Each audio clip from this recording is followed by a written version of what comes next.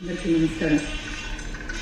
వేదిక మీద ముఖ్యస్తురాలు అంబేద్కర్ పుంజల గారికి నమస్కారం అండి. పిలవగానే వచ్చారు. మేము మీతోటి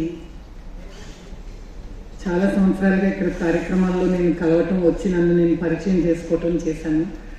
పలానా వారి అమ్మాయిని, వెంపటిచిన సత్యం గారి అమ్మాయిని నన్ను పరిచయం చేసుకుంటూ ఉన్నాను. ఆవిడ చాలా బిజీగా ఉండేవారు. ఆవిడకి ఆ ప్రోగ్రామ్స్ చూడటానికి వచ్చినప్పుడల్లా ఈనాటికి ఇవాళ డైరెక్ట్గా ఆవిడ పక్కన కూర్చొని మాట్లాడటం జరిగింది. చాలా సంవత్సరాల తర్వాత, ఆల్మోస్ట్ 20 years అవుతుంది. చాలా సంతోషంగా మా శిశువాల కార్యక్రమానికి వచ్చినందుకు. అలాగే శ్రీమతి లలిత గారు, నేను ఆవిడ గురించి విన్నాను. మా కార్యక్రమానికి వచ్చారు, ఇదివరకు బ్యాలేజ్లో కూడా వచ్చారు ఆవిడ అప్పుడు చూడటమే, మళ్ళీ ఈ కార్యక్రమాల్లోనే చూస్తున్నాను. చాలా సంతోషం అండి. ఈరోజు ఈ కార్యక్రమానికి నాకు ఫస్ట్ చాలా బలం వెన్నెముకగా ఉన్నటువంటి మా ఆర్కెస్ట్రా వాళ్ళందరికీ కూడా నేను కృతజ్ఞతలు తెలుపుకుంటున్నాను. నేను ఈ అరంగేట్రం అనే ప్రాక్టీస్ మొదలుపెట్టి ఆల్మోస్ట్ 3-4 months నుంచి చేస్తున్నాము.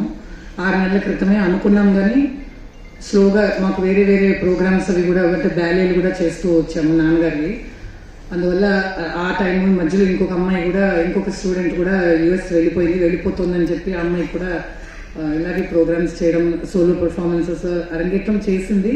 అలాగే ఆల్మోస్ట్ అరంగేట్రం లెవెల్లో అమ్మాయి చేయడం జరిగింది. 10 సంవత్సరాల పై నుంచి నేర్చుకుంటుంది. ఒకసారి ప్రదర్శించి వెళ్తే మా ఇన్స్టిట్యూట్కి క్రెడిట్స్ ఉంటాయని చెప్పి నేను అమ్మాయిని చేయమని చెప్పాను. అలా చేయడం జరిగింది. ఈ కార్యక్రమాలన్నిటితో మధ్యలో అమ్మాయికి వీలున్నప్పుడల్లా నేను అడుగుతూ ఉండేది, సహనా మ్యామ్ నేను ఎప్పుడు చేయొచ్చు, ఎప్పుడు రమ్మంటారు ప్రాక్టీస్కి అని. నా పర్సనల్ పనులు అవి స్కూలు అన్నీ చూసుకుంటూ ఎప్పుడు పిలుస్తారు, పొద్దునంటే పొద్దున, ఇవాళ ఉత్తమ మధ్యాహ్నం 3ంటికి రా అంటే ఓకే మ్యామ్ అని అప్పుడే వచ్చేది.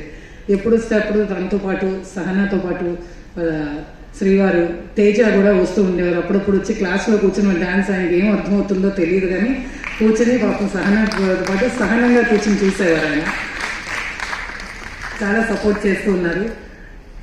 అమ్మాయి పెళ్ళికి 3 years బ్యాక్ అనుకుంటా పెళ్ళికి పిలిచారు, వెళ్ళాము. అక్కడికి వెళ్ళి కూర్చున్నాక వాళ్ళ అత్తగారు నా దగ్గరికి వచ్చి అదే మాట్లాడటం, ఏమంటే మా కోడలికి ఎప్పుడు అరంగేట్రం చేయిస్తారు అని అడిగారు. దాంతోపాటు తన అక్కయ్య కూడా భువన రెడ్డి ఉన్నది, ఇద్దరు కలిసే నేర్చుకోవడం వచ్చారు నా దగ్గరికి మొట్టమొదట. ఇప్పుడు అమ్మాయి కొంచెం బ్రేక్ తీసుకుంది, ఇప్పుడు మళ్ళీ మొదలుపెట్టింది ప్రాక్టీస్కి. అందువల్ల తినొకటే చేయవలసి వచ్చింది. చాలా అసలు నేనంటే నాకున్న అవగాహనకి ప్రకారంగా యోగా చేస్తుంటే స్లోగా స్టామినా బిల్డప్ అవుతుంది, స్ట్రెచెస్ అవి చేసుకుంటే ఫ్లెక్సిబిలిటీ ఉంటుందని నాకున్న అవగాహన అది. ఎందుకంటే నేను యోగా నేర్చుకుంటున్నాను, మా పిల్లలకి ఇన్స్టిట్యూట్లో కూడా చేయిస్తూ ఉంటాం. అందువల్ల సహనా ఎప్పుడు జిమ్కి వెళ్తాను, వర్కౌట్స్ అన్నీ చేస్తుంటే బాడీ అంతా స్ట్రాంగ్ అయిపోయి చాలా మ్యాన్లీగా ఉంటున్నాయి మూమెంట్స్, వద్దని నేను చాలాసార్లు చెప్తూ ఉండేదాన్ని. అవి తక్కువ చేయమ్మా, యోగా చేస్తూ ఉండు అని ఎప్పుడూ చెప్పేదాన్ని. సరే మ్యామ్ అనేది, కానీ పాపం రెగ్యులర్గా వర్కౌట్స్ కూడా చేసింది కాబట్టి అవి కూడా చేయటం వల్లే ఇవాళ ఇంత స్టామినాతో చేయగలిగింది. ఈ స్ట్రెచెస్ అన్ని ఫ్లెక్సిబిలిటీ అవి కొన్ని ఉన్నాయంటే అవన్నీ యోగా వల్ల వచ్చింది. ఇంతసేపు అదే స్టామినాతో కంటిన్యూగా చేసిందంటే డెఫినెట్గా జిమ్ వర్కౌట్స్ అన్ని బాగా ఒక సిస్టమ్గా చాలా చాలా పద్ధతిగా ప్రాక్టీస్ చేసుకుంటూ వచ్చింది. చాలా రెగ్యులర్గా ప్రాక్టీస్ చేసి చాలా కష్టపడింది అమ్మాయి. యాక్చువల్గా నేను తన ఎలిజిబిలిటీ లేదు అని చెప్పాను చేయడానికి. అంటే అవగాహన, సాహిత్యపరంగా అభినయం చేయడానికి మనకి కూచిపూడికి ముఖ్యంగా కావాల్సిన అభినయం, అఫ్కోర్స్ లయ అవన్నీ కూడా అవసరం, కానీ నృత్యంతో పాటు అభినయం చాలా ఇంపార్టెంట్ కాబట్టి కూచిపూడికి అది బాగా అర్థం చేసుకున్న తర్వాతే మనం చేయాలి. 10 ఏళ్ళు 15 ఏళ్ళు చేసినా కూడా స్టాండర్డ్ అనేది రావాలి. కాబట్టి ఈ రోజుకి నేనే జంపుతాను చేయడానికి, స్టేజ్ మీద కూర్చుని ప్రతిదీ నేను కూడా సలహా తీసుకుంటూ ఉంటాను ఎక్స్పర్ట్స్ ఆర్కెస్ట్రా వాళ్ళ దగ్గర నుంచి. అలాంటిది చిన్నపిల్లల వాళ్ళకి ఇంకా ఎంత టైం ఉంది కదా చేయడానికి అని. అయినా కూడా పెళ్ళైన తర్వాత కూడా జస్ట్ ఒక 3-4 months గ్యాప్ తీసుకుంది, మళ్ళీ మొదలెట్టేసింది క్లాసెస్ రెగ్యులర్గా రావటం. అప్పటి నుంచి ఇప్పటిదాకా ఇంతవరకు మాకు పొద్దున మధ్యాహ్నం రాత్రి ఎప్పుడు పిలిస్తే అప్పుడు ప్రాక్టీస్లో వేరే ప్రోగ్రామ్స్ బ్యాలీస్ అన్నిటితో పాటు వాళ్ళ పేరెంట్స్ కానీ, వాళ్ళ ఇన్లాస్ కానీ, హస్బెండ్ కానీ అందరూ కూడా చాలా కోఆపరేట్ చేసి తనని ఎంకరేజ్ చేశారు. ఇలాగే నేను ప్రతి పేరెంట్ని రిక్వెస్ట్ చేస్తున్నది, మా కళాకారులకి ఇదే శక్తి అండి. వాళ్ళని పిల్లల చేత అలా చేయించడానికి ఇప్పటి రోజుల్లో పిల్లలు చదువుల్లో పడిపోయి డాన్స్ తగ్గిపోతుంది.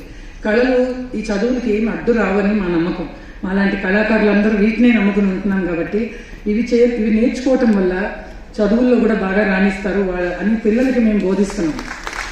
ఇదే పేరెంట్స్ అందరికీ కూడా మేము చెప్తున్నాం, ప్రతిసారి ప్రతి ప్రోగ్రాంలో చెప్తున్నాం, దయచేసి పిల్లలు చదువులు కోసం అని చెప్పి ఈ కళలు ఆపకండి, ఇవి చేస్తూ ఉంటే చదువులో కూడా వాళ్ళు రాణిస్తారు, ముందు ముందు వాళ్ళు ఉద్యోగాలు చేసుకుని వాళ్ళ కాళ్ళ మీద వాళ్ళు నిలబడగలిగే ఆ ధైర్యం, మనోధైర్యం చాలా వస్తుంది.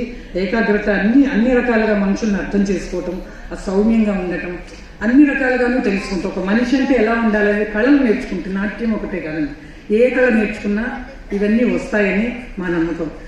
అందువల్లే నేను పేరెంట్స్ అందరికీ ఇదే ఈ వేదికగా తీసుకుని చెప్తున్నాను. అందరూ ఇలాగే సపోర్ట్ చేసి సహనా లాగానే అందరూ సపోర్ట్ చేయాలని కోరుకుంటూ